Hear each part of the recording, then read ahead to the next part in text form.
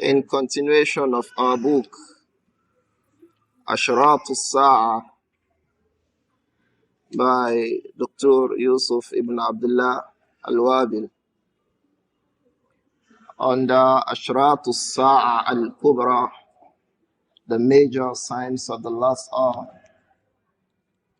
The last class we discussed ظهور المهدي.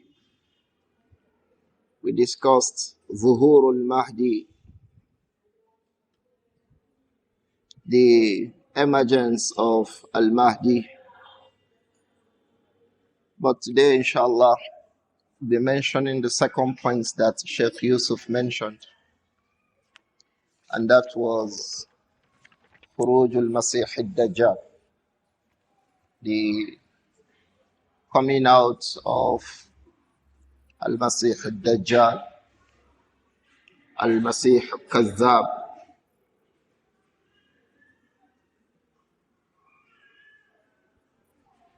The discussions about Dajjal are usually extensive, and they have extensively been discussed by the scholars of Islam. One of them, Al-Imam Al-Qurtubi, rahimahullah, in his book At-Tibyān, he discussed Dajjal extensively. But more extensive was the discussion by Shaykh Hamud Tuwaijri in his book about Ashraط in 3 volumes. In the second volume, towards its end, and a good part of the 3rd volume, he was talking about Al-Masih al-Dajjal. One of the reasons why the ulama talked so much about Dajjal was because the Prophet himself, alayhi salatu wasalam, spoke a lot about Dajjal. It is common amongst the scholars of Islam, when they found that the Prophet alayhi salatu wasalam spoke about something extensively, they will go on to compile the reports from the Prophet Muhammad sallallahu alayhi wa sallam into books, so that we can have a compilation of all of those statements the Prophet gave alayhi salatu wasalam. In a very lengthy hadith in Sunan ibn Majah, Abu Umama al-Bahili radiyallahu anhu, he said, خطبنا رسول الله صلى الله عليه وآله وسلم. One day the Prophet sallallahu alayhi wa alihi wasallam gave a sermon to us. So he says, فَكَانَ أَكْثَرُ خُطْبَتِهِ حَدِيثًا حَدَّثَنَاهُ عَنِ الدَّجَّالِ. It says, فَكَانَ أَكْثَرُ خُطْبَتِهِ.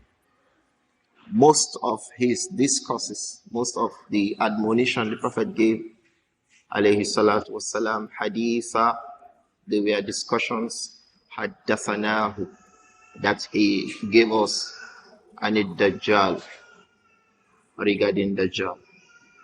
So this hadith is evidence. It indicates that the Prophet Muhammad sallallahu alayhi wa sallam was always talking about Al-Masih al-Dajjal. He said, radiyallahu anhu, وَحَذَّرْنَاهُ, and he would warn us about Dajjal. Abu Umama says the Messenger alayhi salatu wasalam will be warning us regarding Dajjal.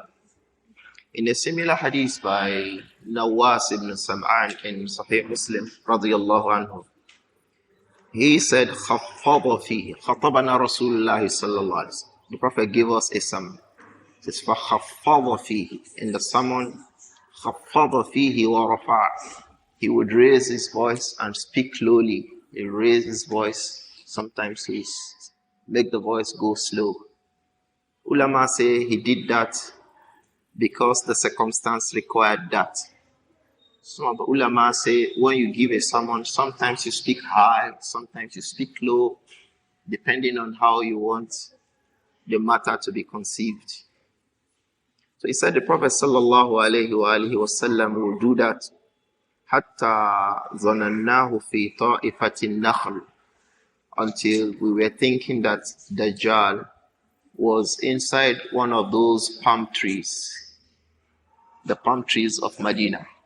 We felt the way the Prophet was talking, alayhi salatu wasalam, he repeatedly mentioned Dajjal. We thought that if we go into the palm trees, we will see Dajjal. It says, فَلَمَّا رُحْنَا إِلَيْهِ عَرَفَ ذَلِكَ فِينَا. So whenever we dispersed from those sermons and came back to the Prophet sallallahu alaihi wasallam, عَرَفَ ذَلِكَ فِينَا, he will see that in us. The fear we have about Al-Masih al-Dajjal, the Prophet sallallahu alayhi wa sallam, he will notice it. In the riwayah of Abu Umama with which he started, he said radiyallahu anhu that the Prophet said alayhi salatu wassalam that innahu lam takun fitnatun fil ardi منذ ذرأ الله ذرية آدم أعظم من فتنة الدجال. Abu Umama al-Bahili, he said that the Prophet said alayhi salatu wassalam, Lam takun fitnatun fil ard. There has not been any tribulation on the earth. So if we see tribulations that we detest now, that we hate, and that we should hate, or we had heard in history of any kind of tribulations, they will be small when you compare them to the tribulations of Dajjal. Whatever tribulations human beings had faced in history, and they will soon face again in history, there is not anyone that is like the fitna of Dajjal. So he said, لَمْ تَكُنْ فِتْنَةٌ فِي الْأَرْضِ مُنْذُ ذَرَأَ اللَّهُ ذُرِّيَّةَ آدَمَ أَعْظَمَ مِنْ فِتْنَةِ الدَّجَّالِ. There is not a fitna as difficult as that of Dajjal. It says, وَإِنَّ اللَّهَ لَمْ يَبْعَثْ نَبِيًّا إِلَّا حَذَّرَ أُمَّتَهُ الدَّجَّالِ. Allah did not raise any prophet except that that prophet was warning his people about the fitna of Dajjal. May Allah protect us. It says, لَقَدْ أَنذَرَهُ قَوْمُ لَقَدْ أَنذَرَ نُوحٌ قَوْمَهُ لَقَدْ أَنذَرَهُ نُوحٌ قَوْمَهُ. Nuh alayhi salatu wasalam, from Nuh. So when the Anbiya came, they would warn their people, somebody will come, his name is Dajjal, and all of this. Because of the seriousness of the fitna at the time. It says, وَأَنَا آخِرُ الْأَنْبِيَاءِ, and I am the last of all the prophets. وَأَنْتُمْ آخِرُ الْأُمَمِ, and you are the last of all the ummas that will come. وَهُوَ خَارِجٌ فِيكُمْ لَا مَحَالَةً. Dajjal, no doubt, will certainly come in your time. فَإِنْ يَخْرُجْ وَأَنَا بَيْنَ أَظْهُرِكُمْ. If Dajjal comes while I am with you, فَأَنَا حَجِيجٌ لِكُلِّ مُسْلِمٍ. I will defend, and I will be the defense for every Muslim. I will protect you. In some riwayas, he says, I will be sufficient for you. Allah will make me sufficient for you against Dajjal. He says, وَإِنْ يَخْرُجْ مِنْ بَعْدِي. But if he comes when I have left, فَكُلُّ امْرِئٍ حَجِيجُ نَفْسِهِ. Let every Muslim prepare for defense for himself. To say every person will be on his own. He said, alayhi salatu wasalam, Wallahu khalifati ala kulli muslim. I leave Allah as a protector for you all Muslims. At the end, later in this hadith, he said, Ya ibadallah, all servants of Allah, fasbutu, be steadfast upon your religion. So when Dajjal comes and the fitna is so high, we all must remember, and those who will come after us, that it is a fitna that will require sabat, standing firm upon the deen. So the Prophet said, alayhi salatu wasalam, Ya ibadallah, O servants of Allah, fathbutu, be firm upon Islam. So you would see how the companions considered this fitna and how the Prophet sallallahu alaihi wasallam took it and how Allah himself took it. For every prophet who came, he made them to remind his people that there will be Dajjal. And then when the Prophet came alayhi salatu wasalam, he regularly warned the Ummah about the coming tribulations of Dajjal. And so the companions, they said, إِذَا رُحْنَا إِلَيْهِ, when we go back to the Prophet sallallahu alaihi wasallam, رَأَى ذَلِكَ فِيهِ, he would see that we are uncomfortable when we remember the trials of Dajjal. Al-Imam ibn Khuzaymah in his book, Kitab al-Tawheed, Al-Imam ibn Khuzaymah has a book on Aqidah. Don't forget, we mentioned once to us that the ulama, one of the names they give to the books that discuss issues of Sunnah and Aqidah is what? At-Tawheed. And one of the books that is so compiled, that has reports from the Prophet sallallahu alaihi wasallam and the early Muslims about issues of Aqidah, is Kitab al-Tawheed by Imam ibn Khuzaymah, Muhammad ibn Ishaq. In this book, this Imam related a hadith from Salama radiyallahu anha. Salama radiyallahu anha said, ذكرت المسيح الدجال ليلة. One night, ذكرت المسيح الدجال. I remembered المسيح الدجال. فلم يأتني النوم. So sleep did not come to my eyes again. She remembered Dajjal, and the sleep went off her eyes. Likewise, Al-Imam ibn Hibban rahimahullah reported a hadith from Aisha radiyallahu anha that she says, Dakhala alayya Rasulullah sallallahu alayhi wa sallam.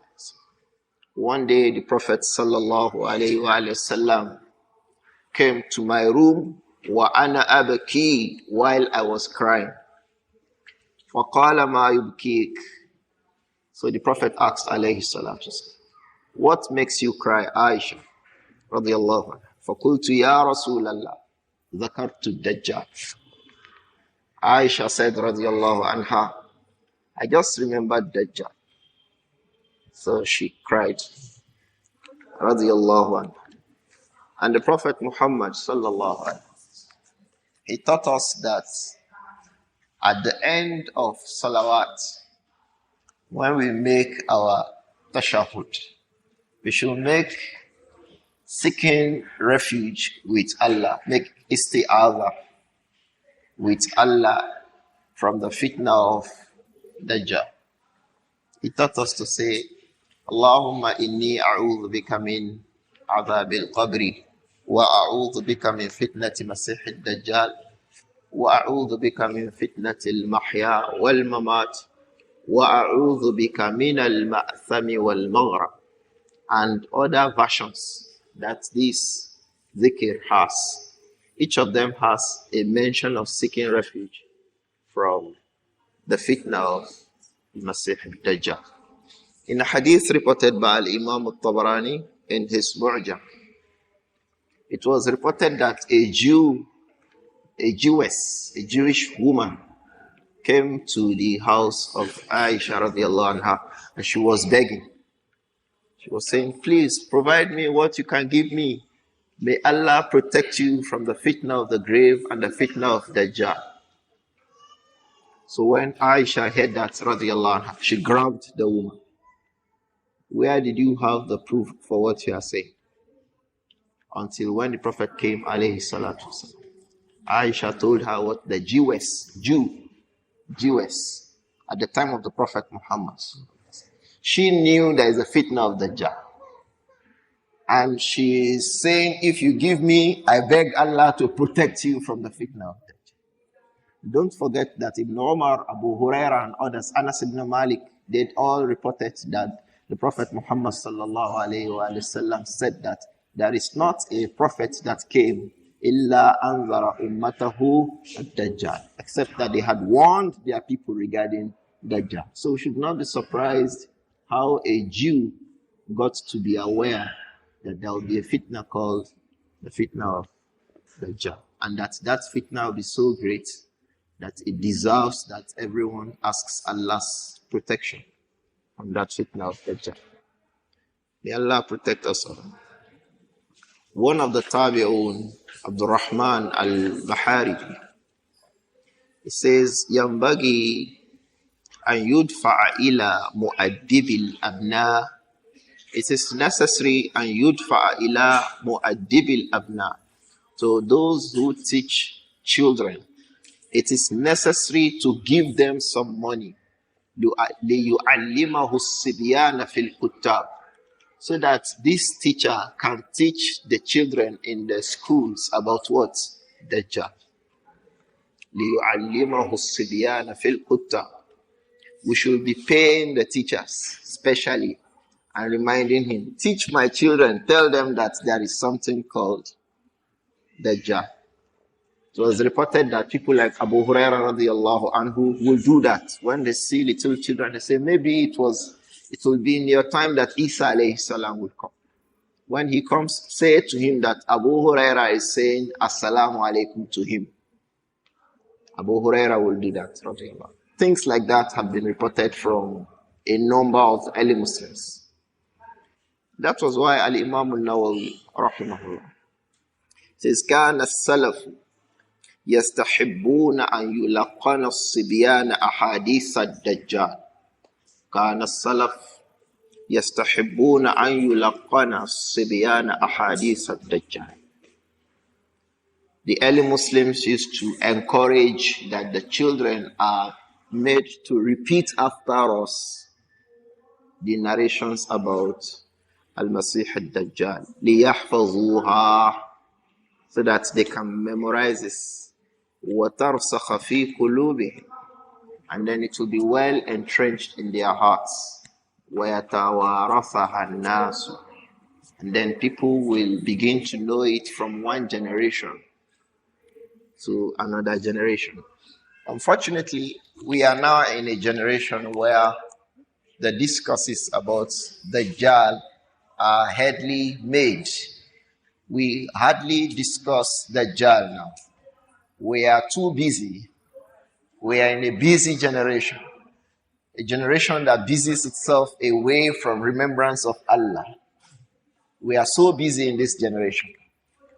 And as the Prophet said, alayhi salatu wasalam, that is another evidence that the time that Dajjal will emerge is near.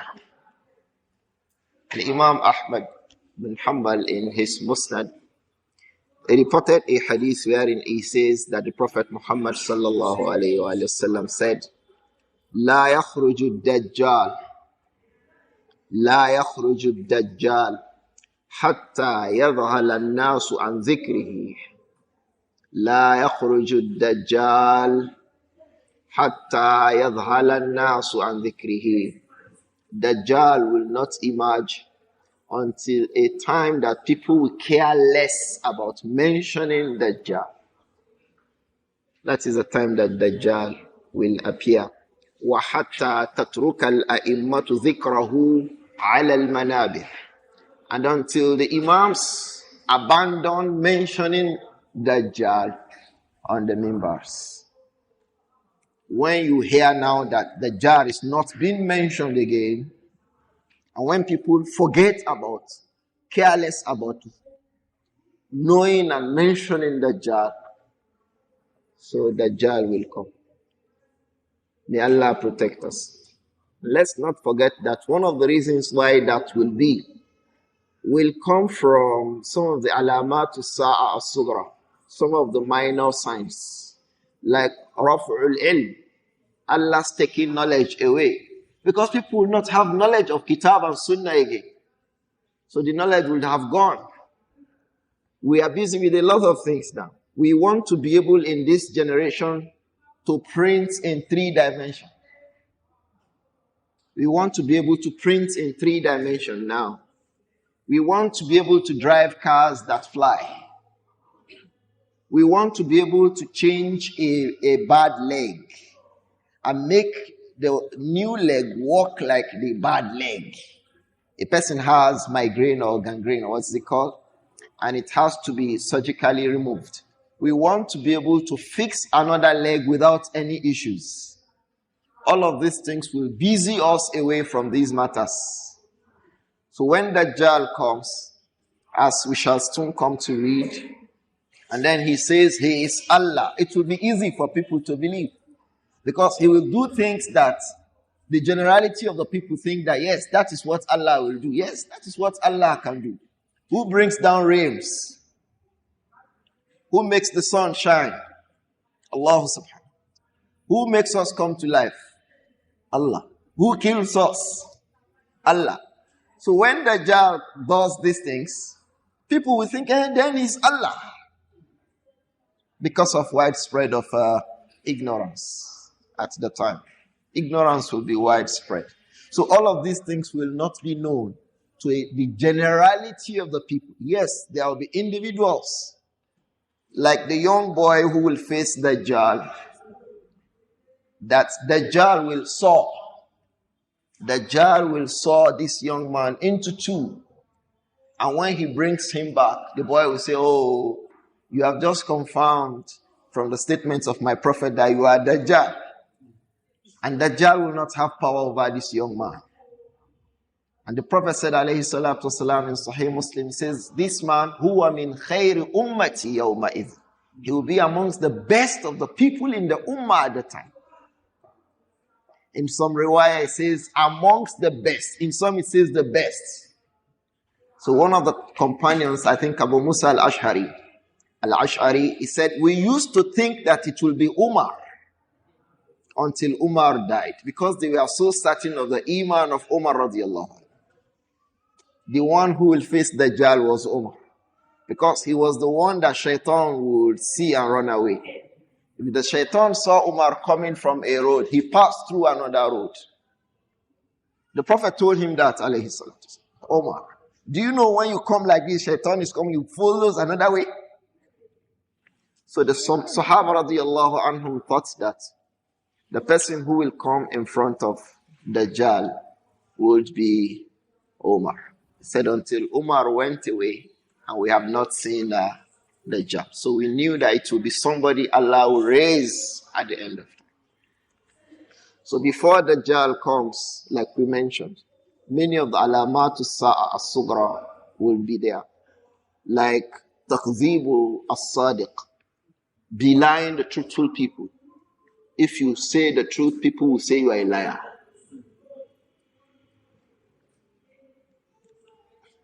Those who say the truth, people say they are liars. Don't mind them. It's just pretending. And they know that he's a truthful person. وَيُصَدَّقُ فِيهَا الْكَاذِبُ. But the one who tells lies, people will believe him. They say he knows PR. He knows how to make PR, public relations. Now there are companies for that. Companies that want to make you look good when you are really bad. May Allah protect us. And bad when you are really good. Governments of countries employ PRs to help them, regarding their battered image. May Allah protect us. So we're in a generation where, that's why you see, some of the ulama, when they explain the meaning of that word, Dajjal itself, they say it's izharul khair. You show something good when the reality of that thing is evil. They say that is the meaning of Dajjal. They say because when you say Dajjal is meaning Kazab, someone who passionately lies. Lie is actually to say something that contradicts the reality. So that is the meaning of Dajjaliyah. So think about our advertisement world today. Something will be bad. They say package it. It needs packaging. No matter how bad it is, they say package it well. It will look good, but in the actual sense, that thing is bad. So ulama refer to that kind of a system as the Jaliyah, a system that shows something that is bad.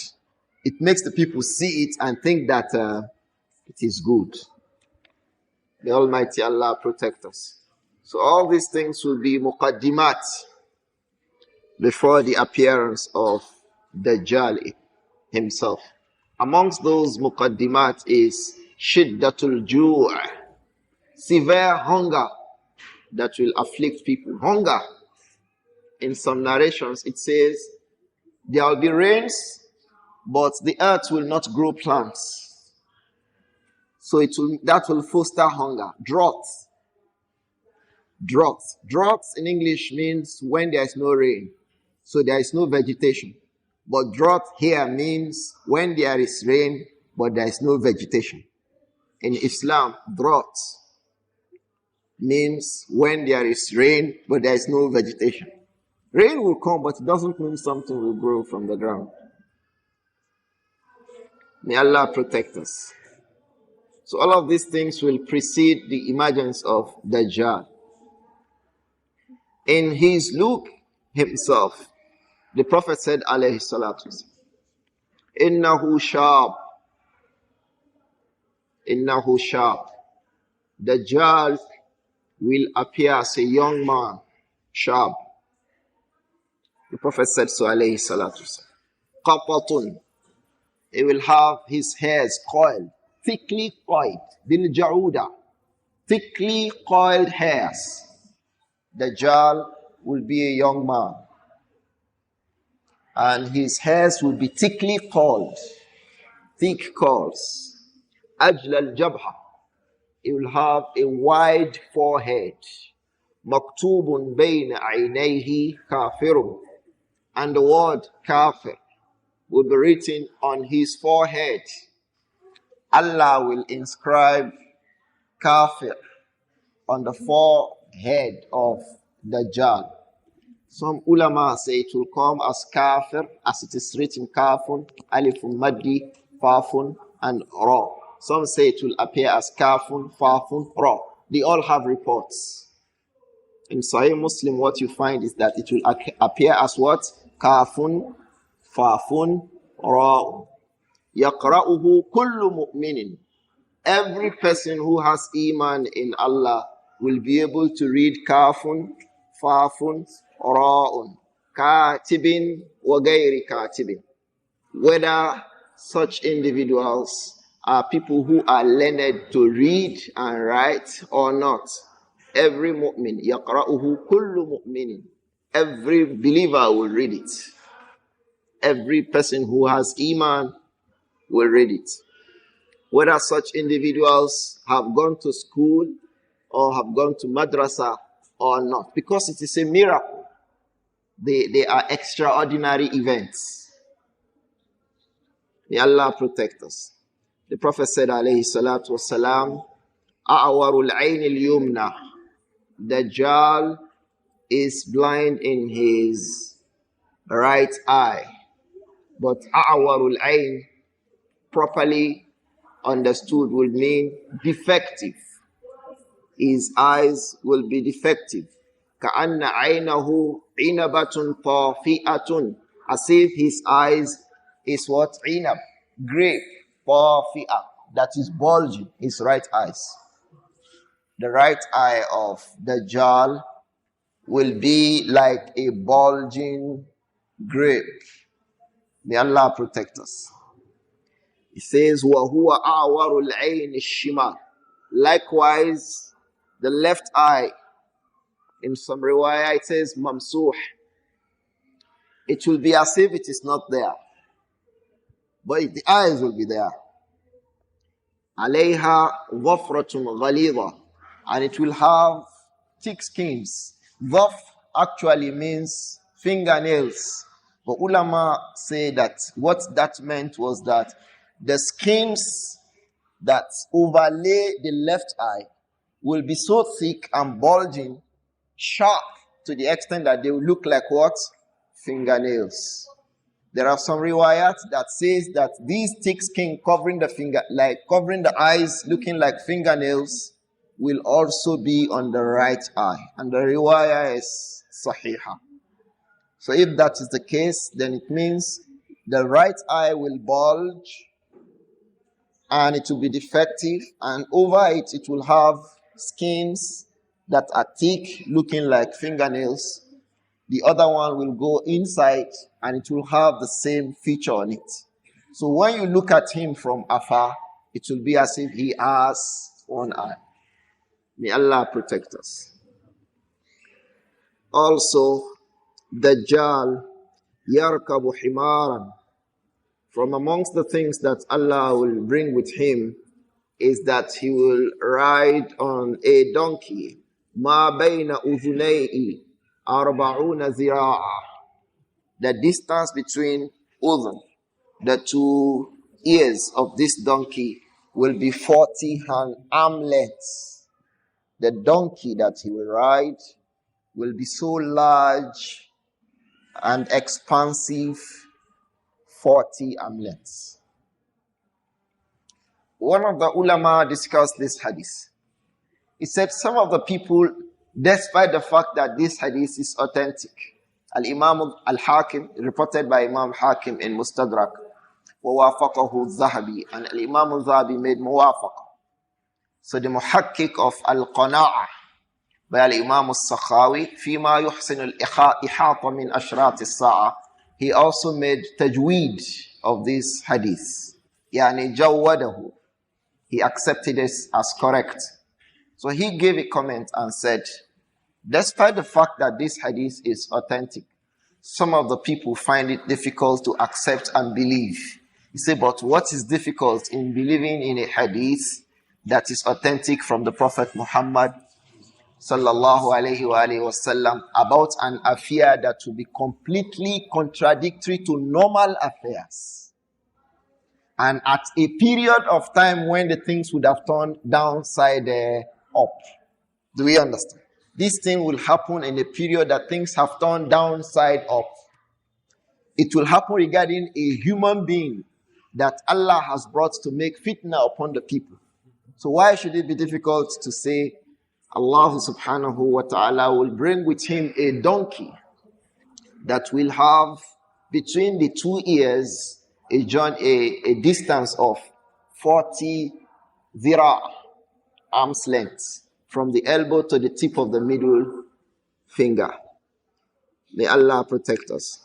One of the companions of the Prophet Muhammad, Tamim ibn Aus ad-Dari, Abu Ruqayyah, Allah gave him while he was a Christian. Tamim was a Christian at the time. His family was a Christian family amongst the Arabs.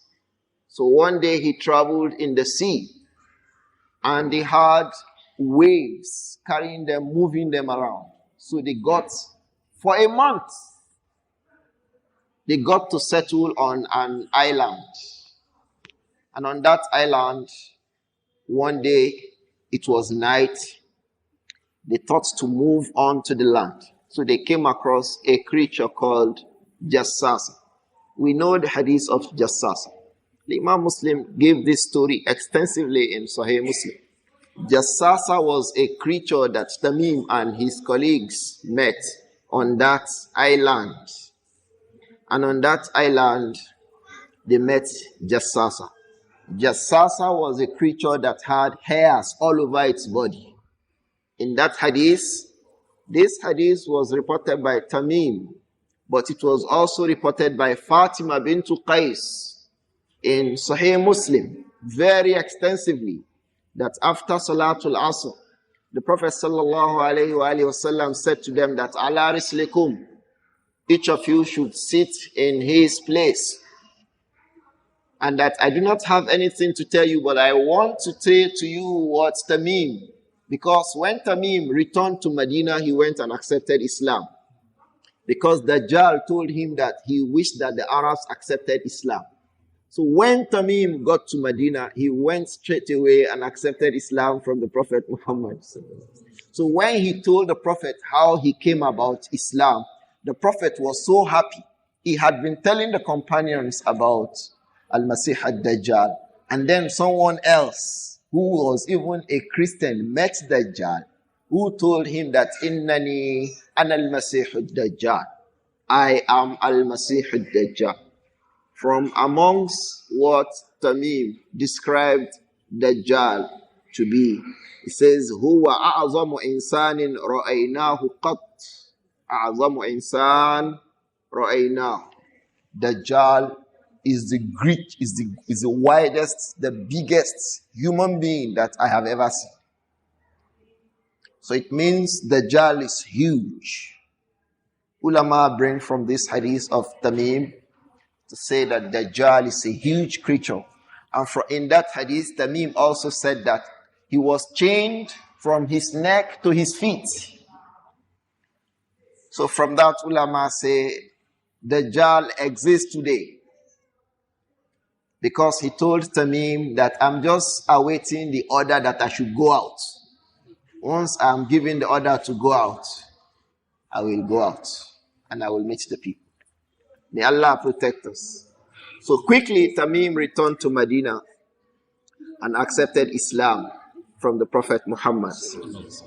In that hadith of Tamim, the Prophet said, alayhi salatu wassalam, that at the moment Dajjal is fi Bahri Sham. Bahru Sham, Mediterranean. If you look at the Mediterranean, you see there are a lot of islands on that sea.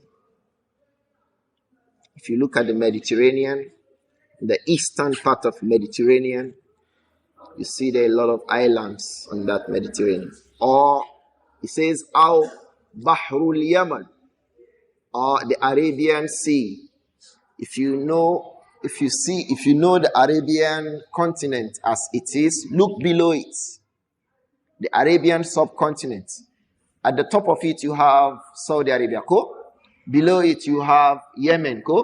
Towards the right, you have Qatar, Bahrain, United Arab Emirates, and then the Arabian Gulf. That Gulf comes out. Below the Gulf, you have Bahru Yemen.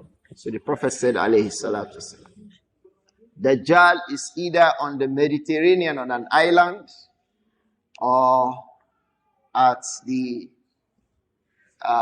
Gulf, Arabian Sea. And that hadith is authentic from the narrations. It is from the narrations in Sahih Muslim. So one of the things that will trigger, or the major thing that will trigger what will happen and then Dajjal will come out, was mentioned in a hadith by Abdullah ibn Umar, that the Prophet said, alayhi salatu wasalam, إِنَّمَا يَخْرُجُ مِنْ غَضْبَةٍ يَغْضَبُهُ. Something will happen, provoke his anger, and then he will untie the shackles. May Allah protect us. It means even as shackled as he was, he could break the shackles when Allah wants. At the time that Allah has preordained that Dajjal will emerge. May Allah protect us. May Allah protect us. May Allah protect us.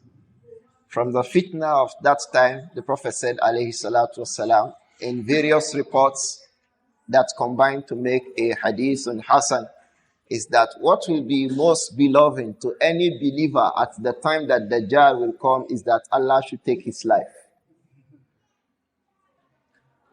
The dearest thing to you, to me, to anybody, may Allah protect us, who will be alive during the time of Dajjal, is that Allah, take my life now.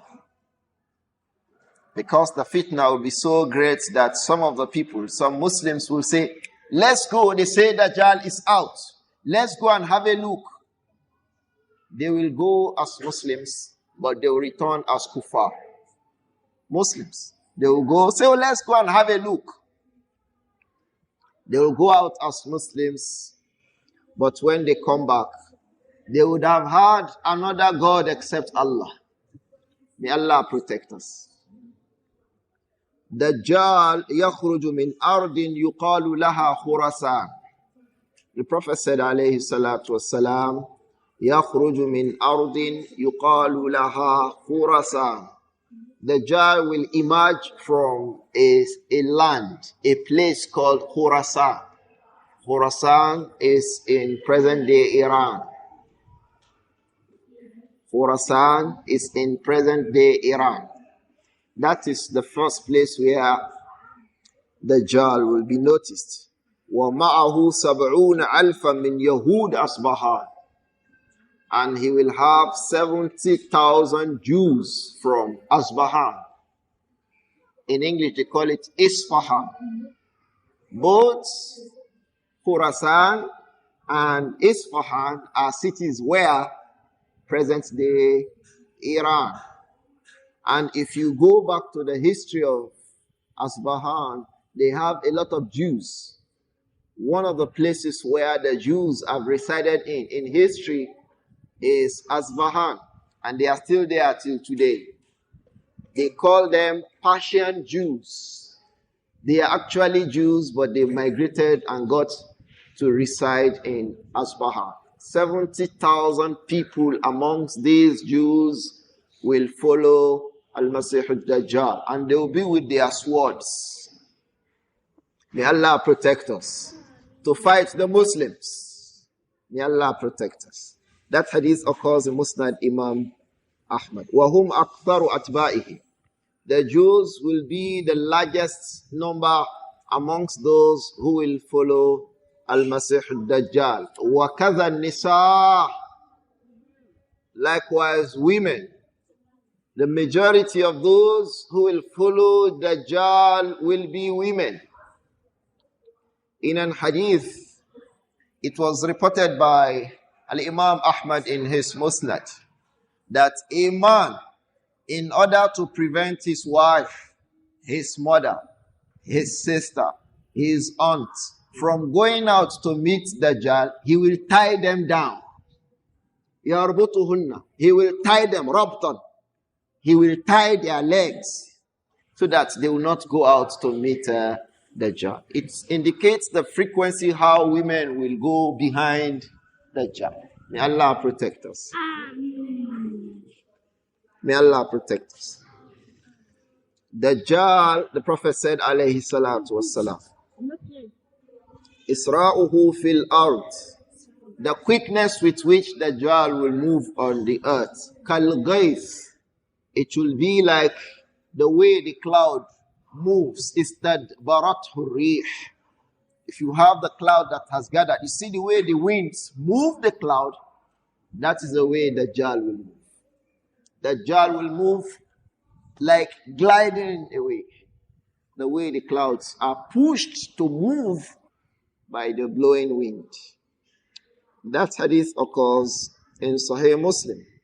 And it says, فَلَا يَدَعُ قَرْيَةً إِلَّا هَبَطَهَا لَا يَدَعُ قَرْيَةً. Dajjal will not leave any town إِلَّا هَبَطَهَا, except that he goes to that town. إِلَّا مَكَّةَ وَطَيْبَةَ, except Makkah and Taibah.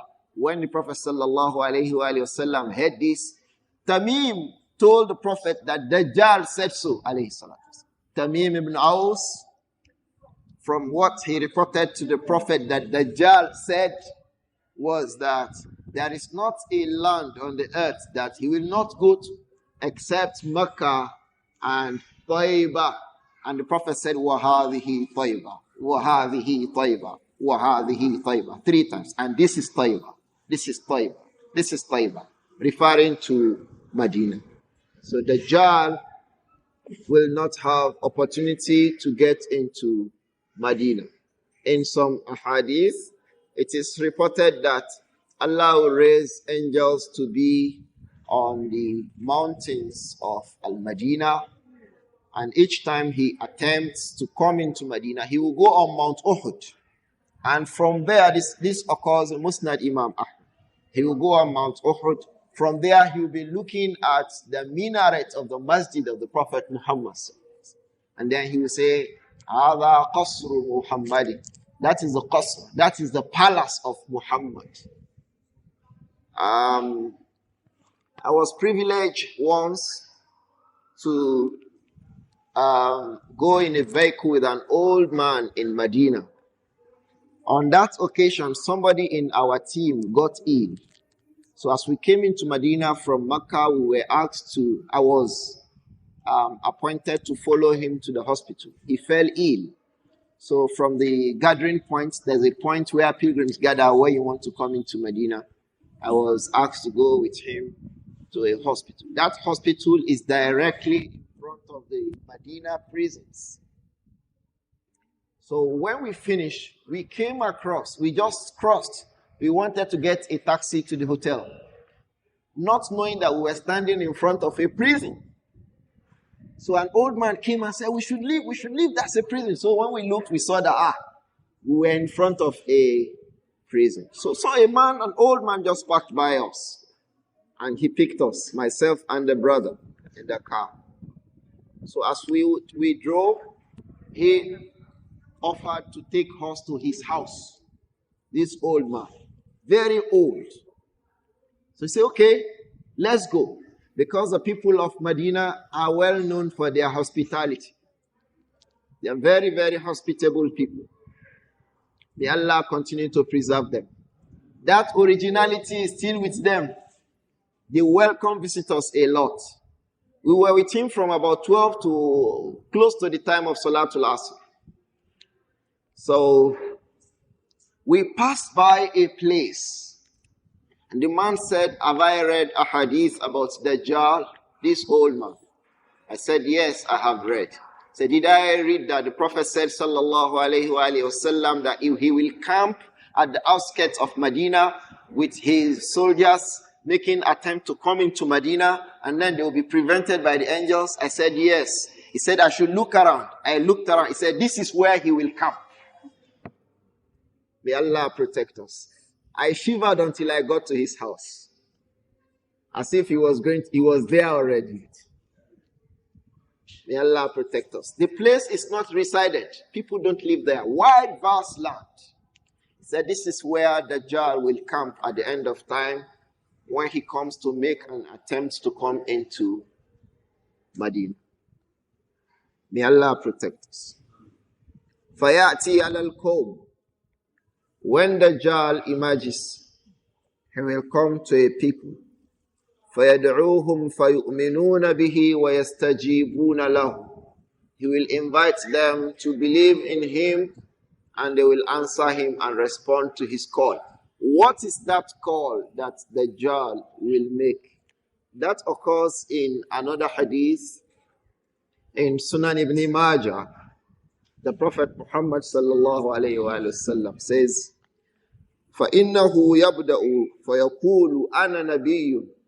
He will start by saying he is a prophet. وَلَا نَبِيَّ بَعْدِي. And no prophet shall come after me. He says, ثُمَّ يُثَنِّي فَيَقُولُ. And then he will mention a second thing and say, أَنَا رَبُّكُمْ. I am your Lord. So the first fitna of Dajjal is that he will say to the people that he is a prophet. And then he will go along to say, he is our Lord. And he said, alayhi salatu wasalam, وَلَا تَرَوْنَ رَبَّكُمْ. First refutation is that, and you will not see your Lord. We will not see our Lord in this dunya with the eyes on our head. But we are seeing Dajjal. So that is evidence that Dajjal is not our Rabb. He said again, alayhi salatu wasalam, hatta tamutu, until you die. Meaning in this dunya, we will not see our Lord. Wa innahu a'warun, wa inna rabbakum laysa bi'a'wara. And Dajjal is defective in his eyes. And your Lord is not one that has defective eyes. So the Prophet knocked it out for us, alayhi salam. He will claim to be a prophet, but he's a liar. There is no prophet after me. And then he will claim to be God, but he's a liar because you cannot see Allah until you die. And then he went on to say, he will have one eye, he will be defective in that even eye, But your Lord is not defective in his sight, subhanahu wa ta'ala. So with this, we understand that Dajjal is a liar. That hadith occurs in Sunan ibn Majah. So when those people answer him and respond to him, فَيَأْمُرُ السَّمَاءَ فَتُمْطِرُ وَالْأَرْضَ فَتُنْبِتُ, Dajjal will command the heavens. When the people have accepted him, he will command the heavens, give them rain, and the rain will start falling. So the earth, grow so plants, grow this, grow that, and they will grow. In this hadith, it occurs in Sahih Muslim. It says even the animals of those people who believe in Dajjal, their animals will be so bulky, looking well fed, and the milk will be draining from them. These are indications of financial prosperity. They will be so financially prosperous. Their vegetation will do well. Their animals will do well. They will seem to look well, but they are people in trouble. May Allah protect us. And then he said, alayhi salatu wasalam, ثُمَّ يَأْتِي الْقَوْمِ, and then he will go to another group of people. فَيَدْعُوهُمْ, and then he will invite them. فَيَرُدُّونَ عَلَيْهِ قَوْلَهُ, يَرُدُّونَ عَلَيْهِ قَوْلَهُ, you are a liar, go away. We will not accept. These people, their lands will not grow anything. They will find rain difficult to have. Their animals will be so sleep. So it will put them in a situation where, from the issues of this dunya, some of them may even be having inclinations towards, but these people, you say this man is not God, but he's making everything comfortable for them. It means we all should understand that financial prosperity does not necessarily indicate piety. And that financial prosperity should not be used to purchase, piety should not be used to purchase financial prosperity. Especially women. So you see why women now will follow the Dajjal. Because women like prosperity. Yes, that is the reality. Women like prosperity. When it is found everywhere sweet, they are happy. They are happy. When they find a brother because he has some money to spend, they like to marry the brother. They say, oh no, don't marry. I know sister, I know women like that. Say, oh, why you married? Say, he will change. He's trying to adjust. He wants to change his job. He's adjusting. In fact, he has started leaving some of his beard. You will find excuses. Because that man appears to be financially prosperous. But the fact remains that such men, once they marry the sister, they will not change anything. Hold this. And that is from the hikmah why Allah has not permitted women to marry non-Muslims. Kuffar. It is haram. That you marry a slave girl is better for you. Who is a mu'min is better for you than marrying an idolater. A woman, a Muslim woman cannot marry a non-Muslim. Why? Because the man is in charge in any marriage. Men are in charge. Women can do any abracadabra they want to do under, but those really in charge, whose decisions actually matter, are the men. So women, when you marry, discountenance, make it come secondary. Prosperity. Because these things come and go. Wealth comes and goes. Wealth comes and goes. The man who yesterday borrowed money to buy presidential form, his salary today is sufficient for him to be called a rich man. Yesterday he was poor. He has to borrow money. He was even begging people for 100 naira, 50 naira. But today,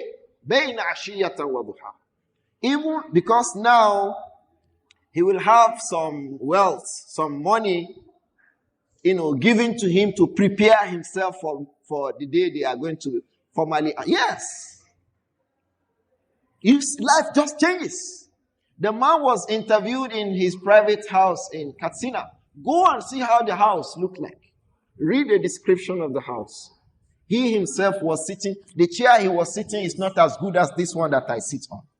Wallahi. And those journalists were sitting on rubber chairs. I tell you, whether he wants it or not, inside Aso Rock is a different story. It's a different story. It's a different ball game. So wealth goes and comes. And the one inside Aso Rock yesterday has to go to a village now. Yes, it's a village. It's a village. Before the last 4 years, not 6 years, before the last 4 years, did you know a place called Otuoke? We knew it. But even then, it was not a place anybody wanted to go to. But today, look at it. It's a village. It has to go there. There was an article yesterday in one of the dailies about, they mentioned some people and the author was asking that, will these people like to go back to their towns? They mentioned the queen, they mentioned some people and asked whether, will these people go back to their towns? Have they not become so big now that their towns will be too small for them to live? I'm just trying to say wealth goes and comes. The man is rich today, could be poor tomorrow. The man is poor today, could be rich tomorrow. But what is, when the person has, he is hopeful for today and tomorrow, is what? Iman and taqwa. May Allah make this easy for us. So when Dajjal comes, those are the kind of things that we will see. وَإِنَّ مِن فِتْنَتِهِ أَنَّ مَعَهُ مَاءٌ وَنَارٌ أَنَّ مَعَهُ مَاءً وَنَارًا. From the fitna of Dajjal is that he will have water and fire. From the fitna of Dajjal, أَنَّ مَعَهُ نَارًا وَمَاءً. He will have a river and he will have fire. فَنَارُهُ مَاءٌ بَارِدٌ.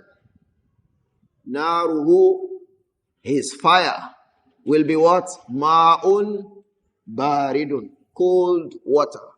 In another report in Sahih Muslim, it says nice to drink.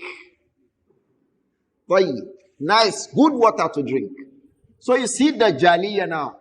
He will show good water that you can drink as what? Fire. Wa ma'uhu narun. And the one you will see as water will actually be what? Fire. So things will not appear in their original forms. Good things will be painted with evil and evil things will be painted with the paint of good. This itself, they refer to it as the Jaliyah. Things not appearing as they are in their real sense. Look at those people they refer to as celebrities. What is celebrated? What do you celebrate about the life of any one of them? All of them. There is not any one of them that you mention and you can mention any good thing with. They hardly live a happy life. I'm sure we know that. They hardly live a happy life. Both the males and the females amongst them. But they are celebrities. What do you celebrate? One of the kings amongst them who died recently, he said in an interview I listened to that although they entertain the people and make them live happily to forget their sadness, they themselves are not happy. That was Michael Jackson. And there is not any one of them today that has reached half of him. Half. If you knew how that man lived, unfortunately, he was postponing acceptance of Iman till death captured him. He had wished that he has a play in Britain and that was going to be his last, after which he will travel to Doha, he will accept Islam, he will make Umrah in Makkah, visit Medina, and then he will return to Doha. But it was never to be. So don't postpone Tawbah. Make the Tawbah now. He said he will go there, perform. When he finishes, he will go to Umrah. He will accept Islam then. But it was not to be. Now, he has to suffer the sins of all of those that he had misled through all his music. Both when he was with those who worshipped Shaitan and encouraged him to worship Shaitan, and at the time that he thought that he had left the worship of Shaitan, and that now he wants to worship Allah. Unfortunately, he was not able to do so. May Allah protect us. So At-Tawbah is not to be postponed. At-Tawbah is not to be postponed. And we should not forget that from the muqaddimat of the emergence of Ad-Dajjal is that things will always appear as if they are good, but they are bad. And things that are actually bad will be painted with the paints of goodness. Almighty Allah protect us. He said, alayhi salatu wasalam, فَنَارُهُ مَاءٌ بَارِدٌ. His fire will be cold water. وَمَاؤُهُ, and the water, نَارٌ, will be fire. It says, فَلَا تَهْلِكُوا. So do not be destroyed. That is, you should know now, have it in mind. If Dajjal appears tomorrow, and he has water and fire, don't go into his water. You see now, we almost forgot almost immediately. If Dajjal has fire, and he comes now with fire, see, anybody who does not accept, he throws the person in the fire. Where will you like to go? Will you like to enter the fire with him? Will you like to go into the fire of Dajjal? We should want to. That's why he said to us, alayhi salatu wasalam, فَلَا تَهْلِكُوا. Understand now, don't make mistakes. The Prophet Muhammad, Ra'uf bil mu'minina ra'ufur rahim. He is so compassionate with us and merciful to us. So he was warning us, فَلَا تَهْلِكُوا. Know well, make sure you don't make a mistake when Dajjal appears. May Allah protect us. From these descriptions of Dajjal, the companions asked the Prophet Muhammad, they said, Kam labthuhu fil ard. For how long will this man live? And the Prophet said, alayhi salatu wassalam, Arba'una yawman. Dajjal will live for 40 days. Yawmun kasanatin. One day will be like a year. وَيَوْمٌ كَشَهَرٍ. Another day will be like 1 month. وَيَوْمٌ كَجُمْعَةٍ. And another day will be like a week. 40 days. One day will be like 1 year. Another day will be like 1 month. Another day will be like a week. كَالْجُمْعَةِ, like 1 week. He says, وَسَائِرُ أَيَّامِهِ كَأَيَّامِكُمْ. And the rest of his days will be like the rest of your days. 1 day will be like a year, 365. 1 day will be like a month plus 30, 395.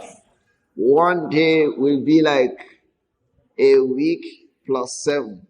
How many is that? Now, 402. So, 40 days, 30 plus 37 days. How many days will we have? 439. 439 days. But the companions of the Prophet Muhammad, they are always behaving to show iman. Allah. Wallahi. They su'aman al-Rasul bima unzila ilayhi min rabbihi wal mu'minun. The Prophet Muhammad, he really believed in Allah, in what was revealed to him from his Lord. Wal mu'minun. Likewise his companions. If you and I were there, what would we have asked the Prophet Muhammad?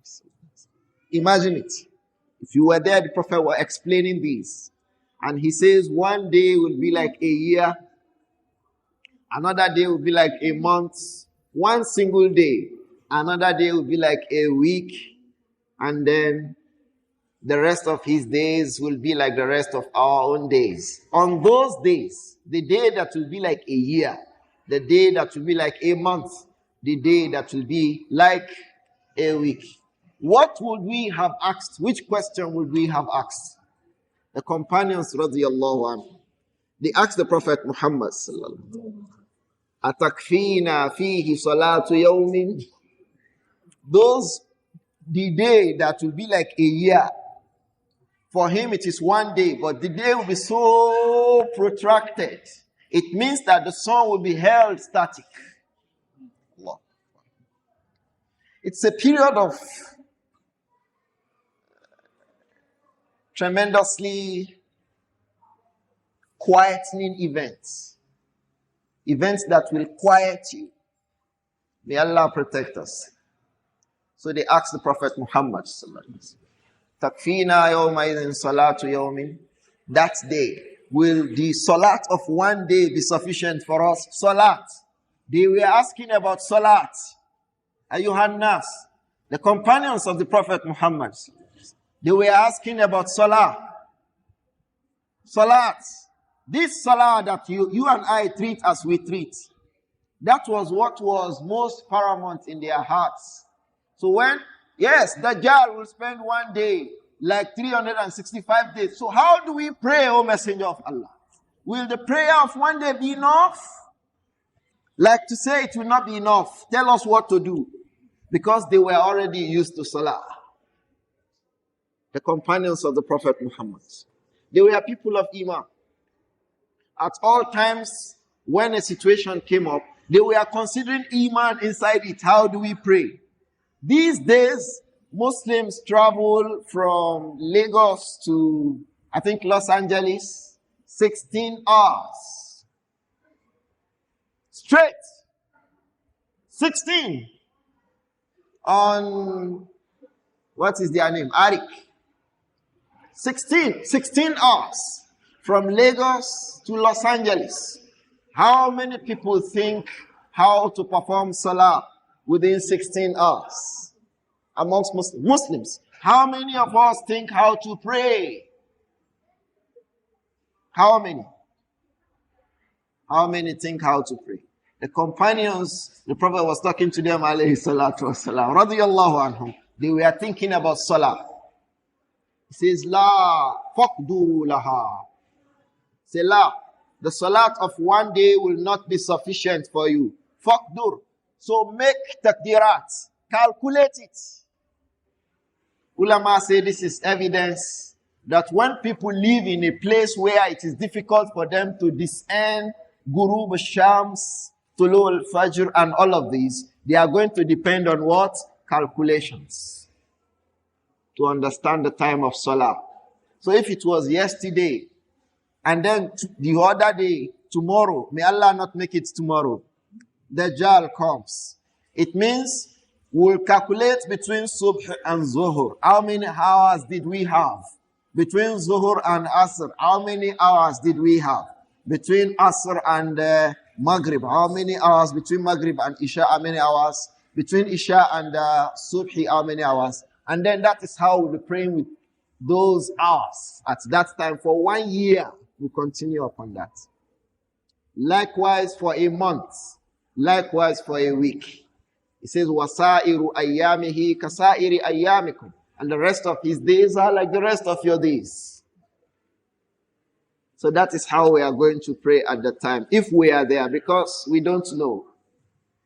Allah chooses to do what He likes. And one of the things about Ashraط al-Kubra is that they will happen so quickly. They will follow themselves. May Allah protect us. May Allah protect us. So that was the companions of the Prophet Muhammad sallallahu alaihi wasallam. So the world will be under this fitna of Dajjal. So he said alayhi salatu wassalam, فَبَيْنَمَا هُوَ كَذَلِكَ.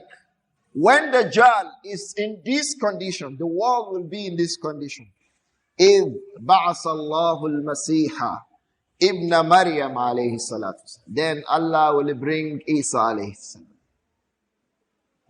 We will stop here regarding the Dajjal, so that in our subsequent discourse, we'll be talking about the events shortly before Isa's descent, alayhi salam, and the events between Isa, alayhi salam, and Al-Imam al-Mahdi on one end, and Dajjal and the Jews on another end.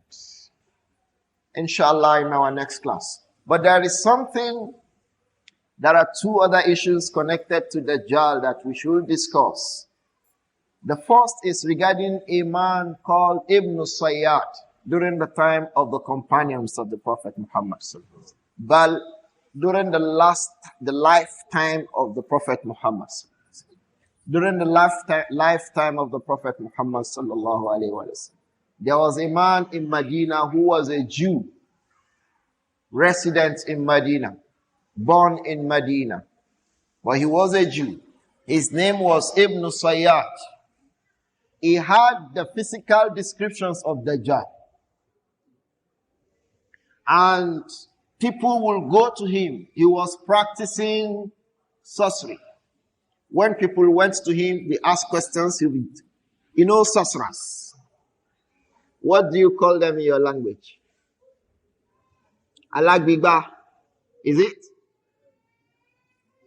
He practiced this in Medina. The Prophet was alive, alayhi salatu. But you know the issue? The Prophet Muhammad sallallahu alayhi wa sallam did not know whether he was the true Dajjal or not.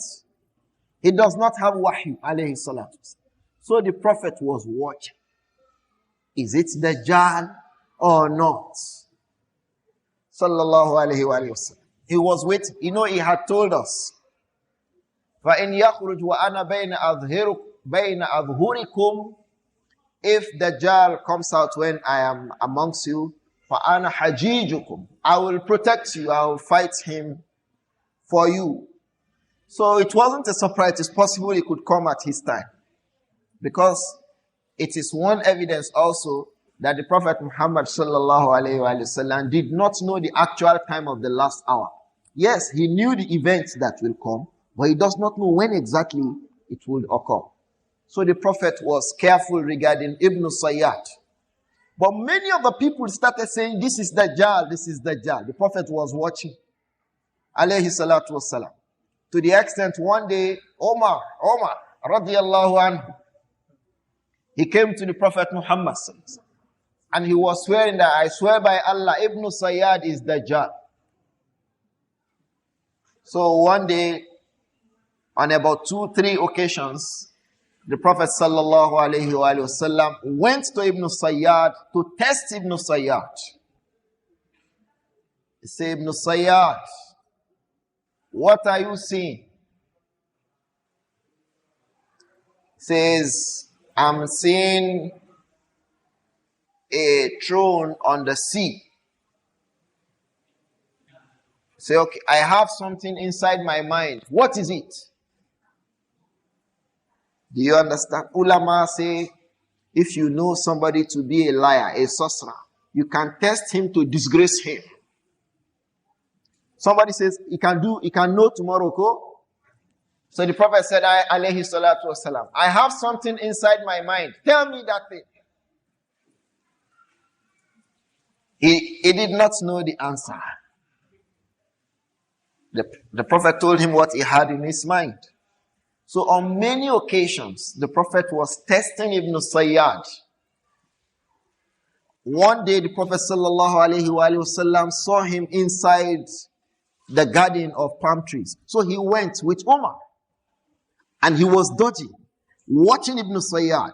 When his mother saw the Prophet Muhammad sallallahu alaihi wasallam, that he was watching Ibn Sayyad, he called the boy and said, look, Muhammad is watching you. The Prophet said the woman was in a haste.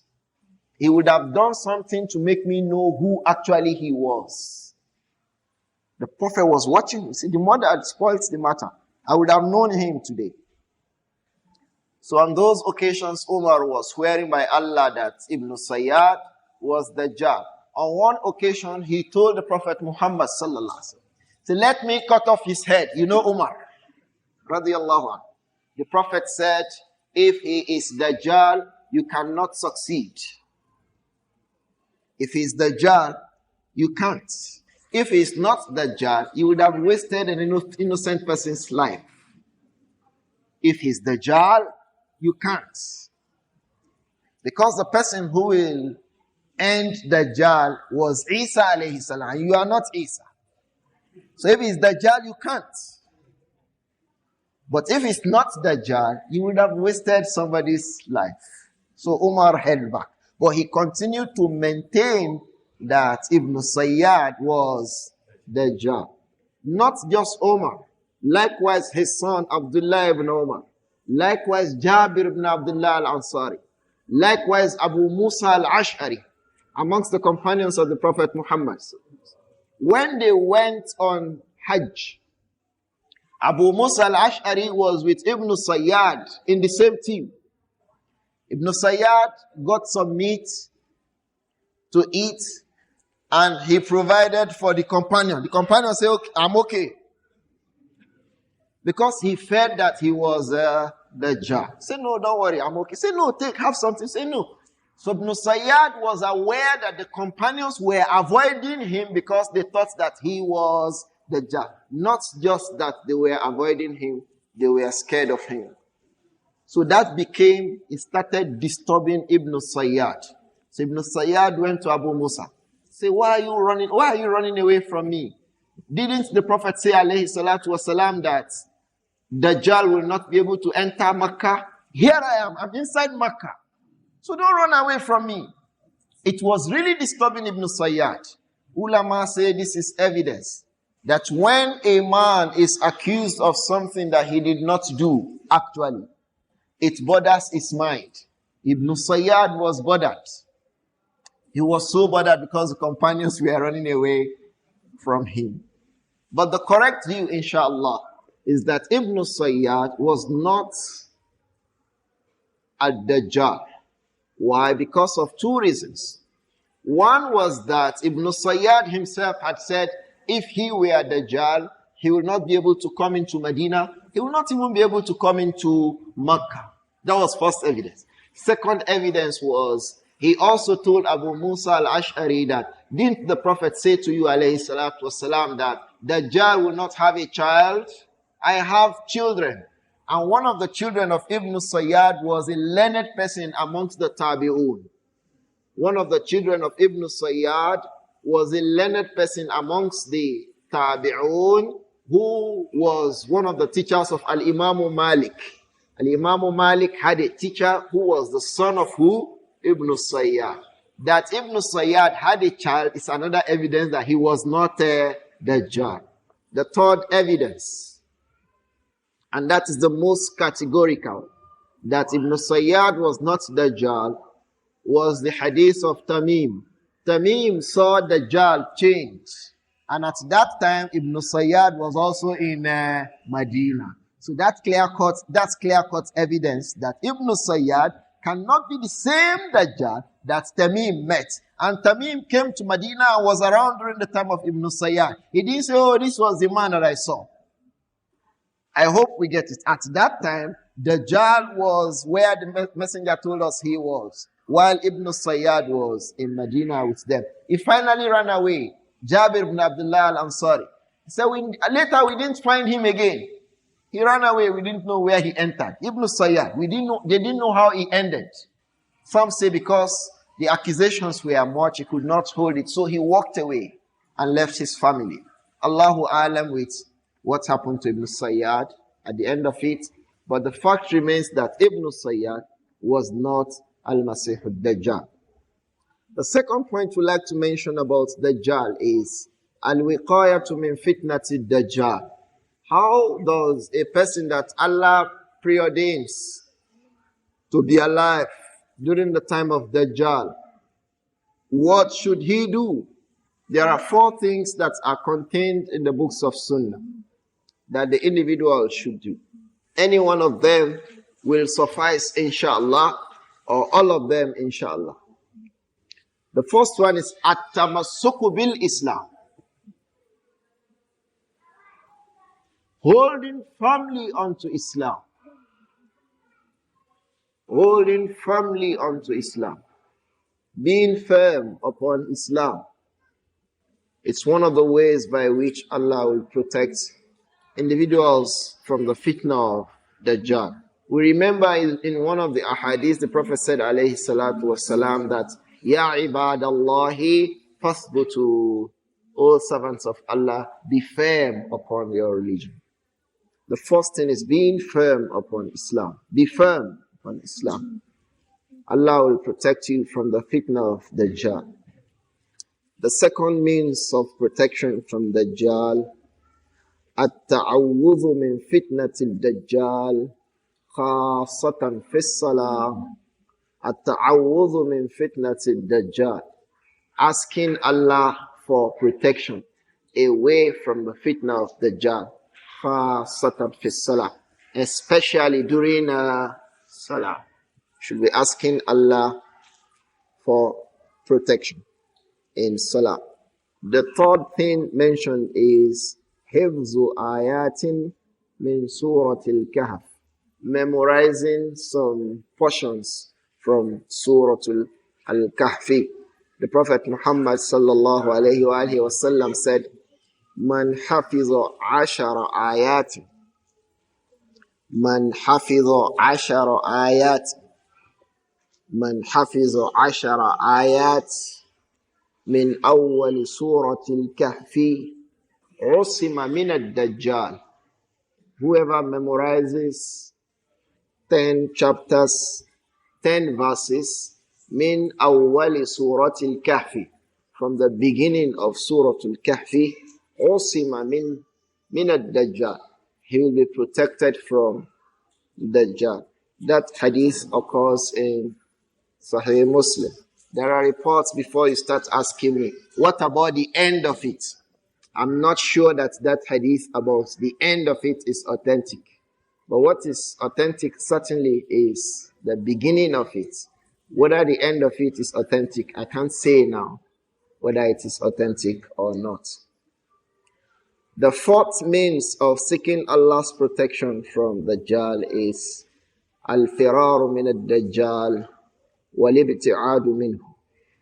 Al-firaru min ad-Dajjal, running away. If you hear that he is in Oshobo, run to Port Harcourt. If you hear he's in Port Harcourt, run to Sokoto. If you hear he's in Maiduguri, run to Bayelsa. Don't attempt to have a meet with Dajjal. Run away from Dajjal.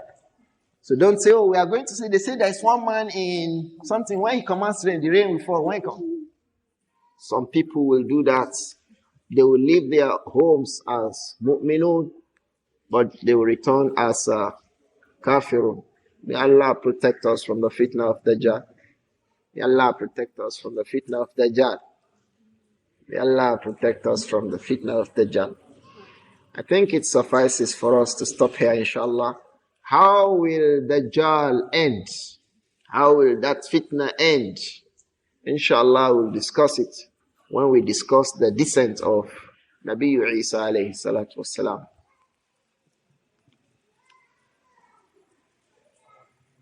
Alaykum salam. Ameen. Ameen. Ameen. Naam.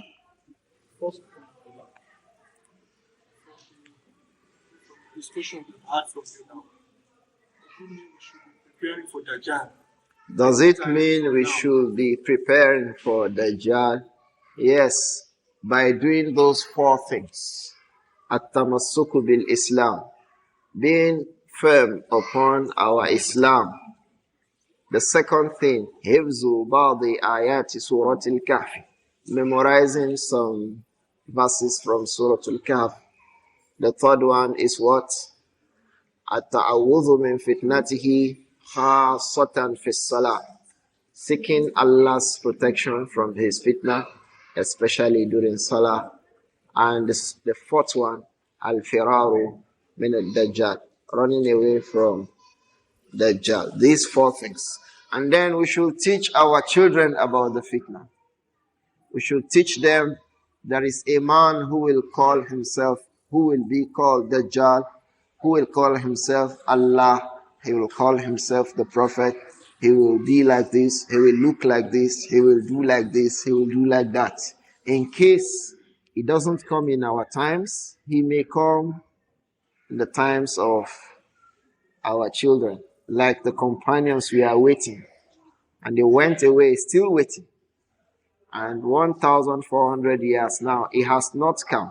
But there are many things indicating that he may come anytime now. Anytime.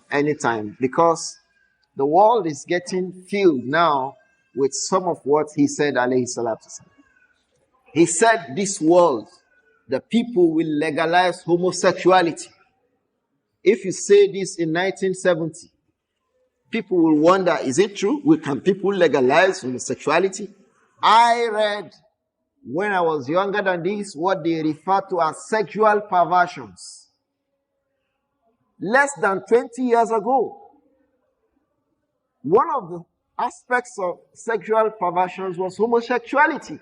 It is the same thing now that countries are being sanctioned for because they are not doing it. So you can see how far things are changing. Especially these days, things are changing so quickly. Things are changing so quickly. May Allah protect us. So we should understand it can be. Ulama mentioned it. The Prophet said, alayhi salatu wasalam, these major signs will happen the way when you cut we have tasbih ko, when you cut it, you know how it falls?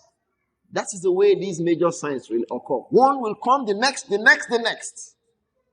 We have seen so many things. Women dressing nude. 20 years ago, those who lived would not believe the way women are dressing now. That is the way women will dress. 20 years ago, the way we communicate now. I saw somebody during Tawaf. He called his home, and I think he made it a video call or a Skype call, and he was showing them what was happening. They were seeing. He was in Makkah, but he was showing his family far away, India or Pakistan, because he was speaking Urdu. He was showing them what was happening in Saudi Arabia.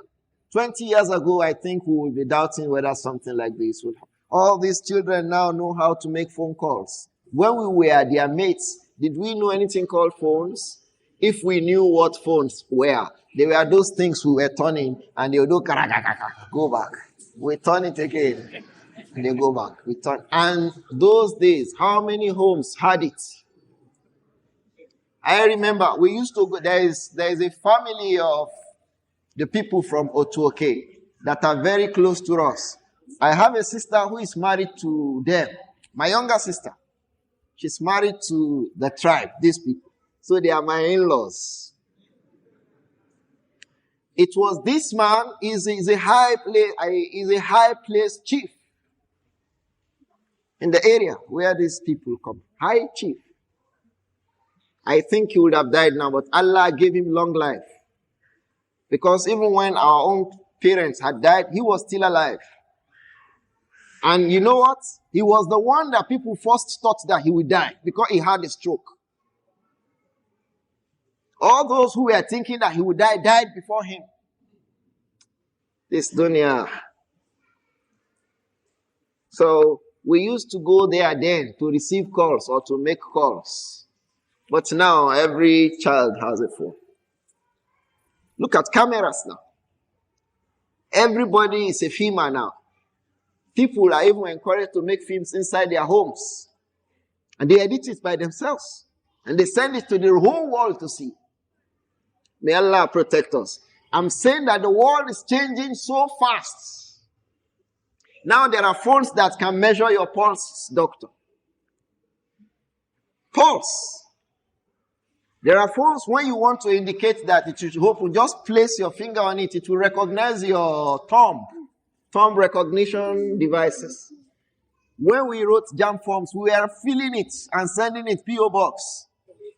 The exam center, sleep, we'll go and start looking for it if they don't post it to you.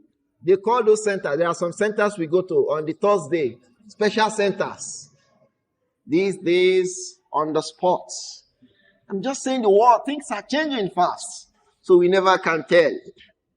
We never can tell. When they released Samsung S5, how long was it? Not up to a year now. That one has become obsolete now. Yes, the S5 is obsolete. If you have Samsung S5, it's obsolete. It's S6 now. Not just that, with the Edge. And the Edge is a completely new technology. I'm just saying, sorry, doctor, that the world is changing. I watched a cyst of the larynx being removed. Subhanallah, you would wonder what Banu Adam have become. The men were not looking directly into the esophagus. There was a device into the man. The man was watching from the TV and he was making the surgery.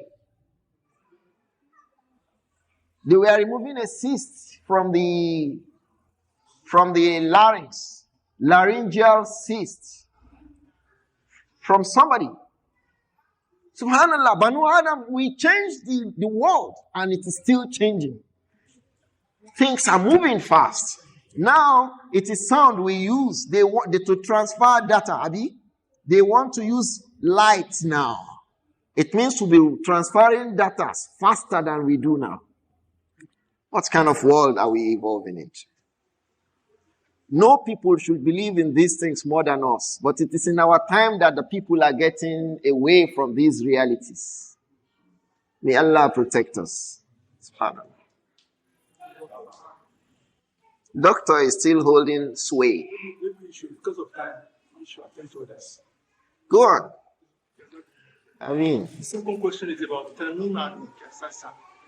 You said Tamim saw Jassasa. Tamim met Jassasa. Yes, heavily fought. And Jassasa had hairs all over its body. And Tamim said it was difficult to differentiate between the front of the Jassasa and the back of Jassasa, because all his body were filled with hairs. Then the question is, how do you relate that one to Dajjal? Jassasa was not Dajjal. When they were asking, Ma Anta, so you're asking me, who am I? They asked Jassasa, who are you? Jassasa said, you're asking me, who am I? I say, yes. So don't ask me that question. So there is a man there, changed. He's a human being like you. He will be interested in what you are saying. Tamim said, when they heard that he's a human being like you, they felt that Jassasa was a shaitan and that he could harm them, because he was referring to Dajjal as a human being like you. So if Dajjal is human being like them, so what are you? They said, we quickly run away from him. An yakuna shaitanan. Perhaps he was a devil. And they reported that to Dajjal too, because he asked them, how did you know that I am here? And they explained how they knew. So Jassasa told Tamim and his colleagues about that individual. It was when they spoke to Dajjal that Dajjal, after the long story, told them, Innani, I am Dajjal. He was asking them questions. And one of the questions Dajjal asked them was the Prophet Muhammad. He says, has Allah raised a prophet from amongst the Arabs? They said, yes. He said, has he migrated to another town where there are palm trees? Referring to where? Medina. They said, yes. The Arabs threw him away. They said, yes. Say, oh, sorry for the Arabs. I wish they had believed in him. So that was why when Tamim returned to Medina, he was a Christian at the time. He quickly went and accepted Islam. In the night, he told the Prophet the entire story. In the next day, the Prophet told the people, come and listen to Tamim. All what I have been telling you about Dajjal, listen to it from Tamim. And they confirmed perfectly with what the Prophet ﷺ had told the companions before Tamim's seeing Al-Masih al-Dajjal. Ameen. Third question. Alaykum as-salam. Nas. Now, Bismillah. Yes, he said, Muslim, it is not allowed for a Muslim woman to marry a kafir. Is it allowed for a Muslim? It's not allowed for a Muslim woman to marry a non-Muslim. So he's asked, is it allowed for a Muslim male to marry a non-Muslim? Non-Muslims have two groups. Al-Mushrikun, polytheists, and Ahlul Kitab, the people of the book, the Jews and the Christians. The Muslim male is allowed to marry a chaste, underline every word that I employ. A Muslim male is allowed to marry a chaste Christian. Allowed to marry a chaste. Most of the Muslim males who choose to marry Christians, I tell you this, I have done a finding about it before because of the area where I lived and grew up. 88% or more of Muslim males who get married to non-Muslims, Christians, married them because they had been making zina with them. So they want to continue that. They want to legalize the zina. Those the Quran encourage or allow you to marry are muhsanat. وَالْمُحْصَنَاتُ مِنَ الَّذِينَ أُوتُوا الْكِتَابَ مِنْ قَبْلِكُمْ إِذَا آتَيْتُمُوهُنَّ أُجُورَهُنَّ مُحْصِنِينَ غَيْرَ مُسَافِحَاتٍ وَلَا مُتَّخِذِي أَخْذَاتٍ in Nisa. It's also in Al-Ma'idah. Without taking them as girlfriends.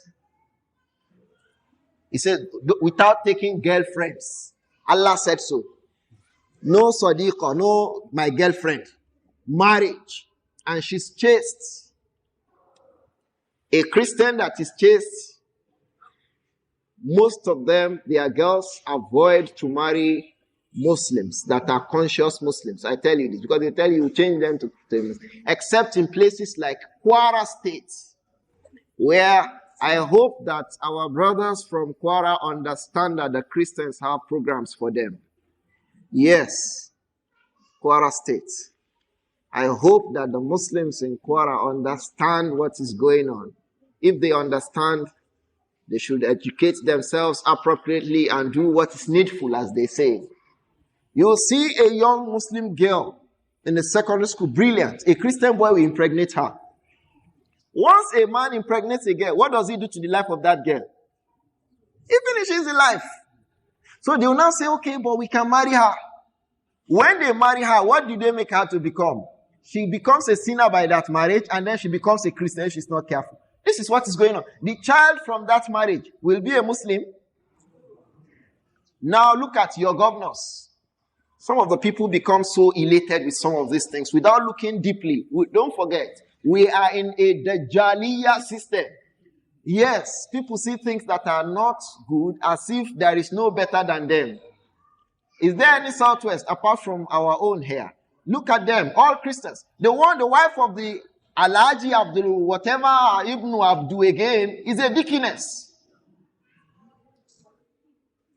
The one in Ahmed, the chief whatever, who is the wife? The one he made a governor just going away. Who is the wife? The one in Oyo State, who is his wife? The one in Ogu, who is his wife? Stop deceiving ourselves, Ikhwa. Avoid it.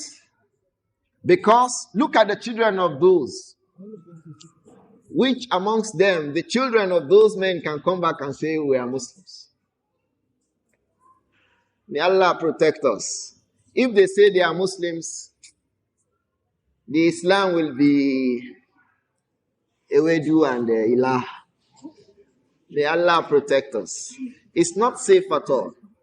It's not safe at all. On what happens in Kwara, as if something like a planned work by the Christians. Not only that, they build churches round Ilani now. Round, surrounding. It's not strategic for the Muslims at all. And our brothers will be saying, it's deception. Mere deception. Empty deception.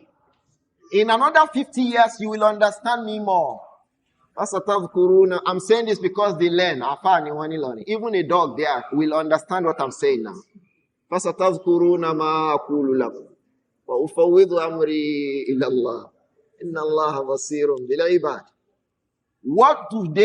should they then do if you want to ask me? Because some people say, so Ustaz, what do you think they should do now? The people in Ilorin, the Muslims of Ilorin don't preach Islam. They don't preach Islam. And if you don't preach Islam, you will end up having been preached to. That's what the Christian does. When you preach to a Christian, he will never tell you accept Jesus. I grew up amongst them. I went to a Methodist school, primary, Methodist secondary. The one that is a university, I don't know who owns it. But the practices there were basically Christian. If you preach to a Christian first, he will never come back to you and say, accept Jesus. Tell him that, look here. Do you know that there is no difference between what you do and paganism? There is no difference between Christianity and paganism, essentially. I did a course in religious studies faculty. So that you don't say it is a Muslim that is saying it. They say the only religion that does not compromise its monotheism is Islam. The book we used then was written by a Christian. They say in Islam, there is no compromise about what? Monotheism. Do you know the meaning of monotheism? Tawheed. The Muslims don't, as much as they love Muhammad, they don't bring him as equal with Allah. As much as we love the Messenger, alayhi salatu wasalam. My father would say, if a man goes to the market and say, Anabi, oh, his pocket will be filled with money. Because of our love for the Prophet Muhammad. True or false? Shall say, Anabi, Anabi. People start giving, Anabi, sallallahu alayhi wasallam. At that, when a person wants to join him with the Prophet, with Allah subhanahu wa ta'ala, you see our eyes will change. No. Don't do that. So, we should step up da'wah, inviting the people to our religion. We should do it. We don't do it. We hide.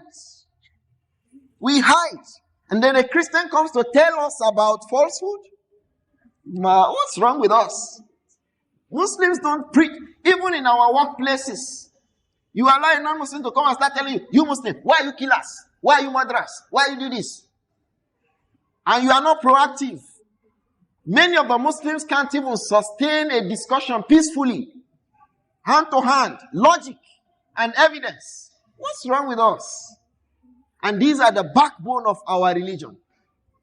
It says, وَلَا تُجَادِلُوا أَهْلَ الْكِتَابِ إِلَّا بِالَّتِي هِيَ أَحْسَنُ. Do not discuss, do not argue. Don't go to violent arguments with Christians. Stop it. When you discuss with them, make it بِالَّتِي هِيَ أَحْسَنُ. In a nice manner. Shaykh Muhammad ibn Salih al-Uthaymin, when he explained بِالَّتِي هِيَ أَحْسَنُ, he said with a better evidence. When somebody gives a proof, you give a stronger proof. When the person gives a proof, you give a stronger proof. He said, make sure you are not caught unawares. Make sure you are not boxed to a corner in a discussion. He said, that is the meaning of the letter here, Ahsan. Always being able to come up superior in an argument. Except that they say, oh, why are you keeping me? I say, you want to quarrel. You don't need to quarrel if you have done your homework. You don't need a fight. You don't need a fight. A Muslim does not need a quarrel nor a fight with a non-Muslim, with a Christian. In the kind of environment we live, you don't need a fight. You only need to open your minds and your mouth. Your minds and your mouth. The least you will get is that they will never come to you. The least. Otherwise, you will earn their respect. Although, most times, the Muslims earn the respect of trust. They earn the respect of sincerity. They earn the respect of chastity in offices. When people do things that are, issues of fahisha, they'd always find Muslims, inshallah, upright. But that is not to say, some of them will even insult us to say, you are too good to be a Christian. So you put the question back, what is good about Christianity? You see now, if he says you are too good to be a Muslim, you say, oh, what is that good thing about Christianity that should have made me be in Christian? The onus of proof now lies with him or her. You know what I mean by onus of proof? That is the ability to now prove that Christianity is good.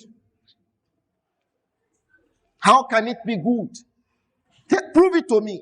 You don't need to read the Bible, become GJO Moshe, before you know simple logic with your good knowledge of Islam. Tell me what is good about Christianity. A religion that does not believe that I can gain salvation until blood is sacrificed. That is the basis of Christianity. Blood. So God is not so merciful, he has to slaughter his child. And at that time, that same child was still shouting, Father, Father, don't leave me. They don't have answers for these things. They are simple things. They don't have answers for them. They don't have answers for them. The Muslims should not be hypocritical and then you start quivering and shivering in a discussion. No. Come out and prove your mettle. Allah has honored you that he made you a Muslim. We'll take one more question, inshallah, today. And we call it a day, inshallah. Alaykum salam. Ameen wa antum.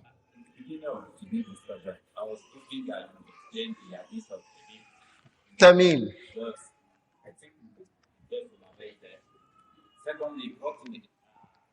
What's the question about Tamim's hadith?